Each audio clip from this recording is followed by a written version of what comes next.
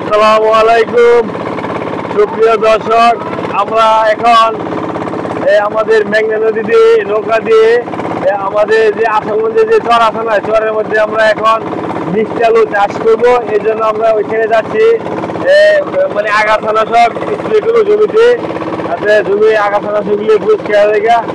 এটা হচ্ছে আমাদের নুরুল ইসলাম ভাই। আমরা আরেকদিন গেছিলাম, এবার আজকে আবার যাচ্ছি। এখন এই যে নদী দেখেন আমাদের মেঘনা, এটা হচ্ছে আমাদের মুন্টু ভাই।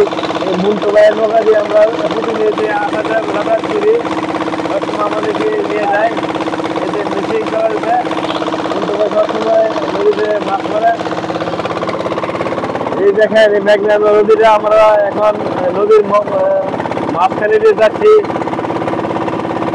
এই যে এখানে মেঘনার চর, এটা হচ্ছে আসামগঞ্জের চর আর কি।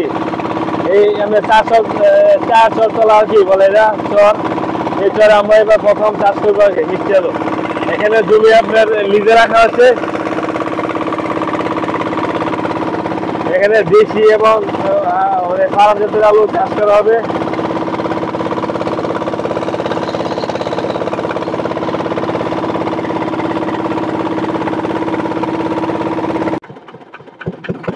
আলহামদুলিল্লাহ, আমরা অতি অল্প সময়ের ভিতরে আমরা চরে এসে পৌঁছেছি। মাত্র 5-7 মিনিট লাগছে আমাদের যে নদীটা আমরা পাড়ি দিছি।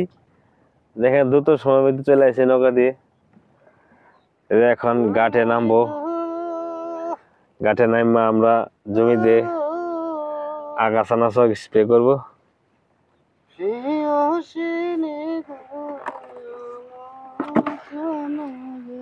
এই যে নদীর ধারে রাখছে নৌকাটা।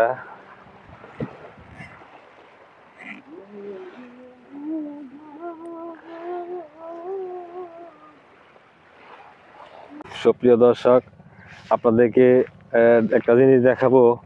আমরা এখন আশুগঞ্জে যে চর চারতলা এলাকা আছে, ওই এলাকার মধ্যে আমরা মিষ্টি আলু চাষ করার জন্য এসেছি এবার প্রথম। এখন এই জমিগুলিতে আপনার আগাছানাশক স্প্রে করা হয়েছিল বিগত 10-15-12 দিন আগে, মানে ফসার একটা ওষুধ আর কি। দেখেন জমি গাছগুলি কি লাল হয়েছে আর কি।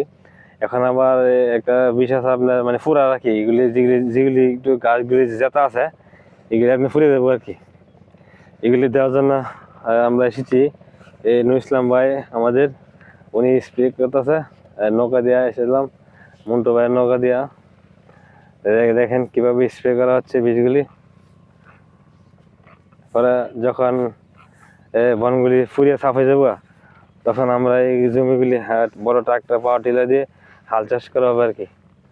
হাল চাষ করার পরে আমরা এই জমিতে মিষ্টি আলু চারা রোপণ করবো আর কি। এটা হচ্ছে বিশাল একটা বড় চর। এই চরে এখানে বিভিন্ন রকমের চাষবাস করা হয়, সবজি এবং মিষ্টি আলু, বিভিন্ন ধরনের ফসল ফলায় কৃষকেরা। এটা একটা বিশাল আকারের চর।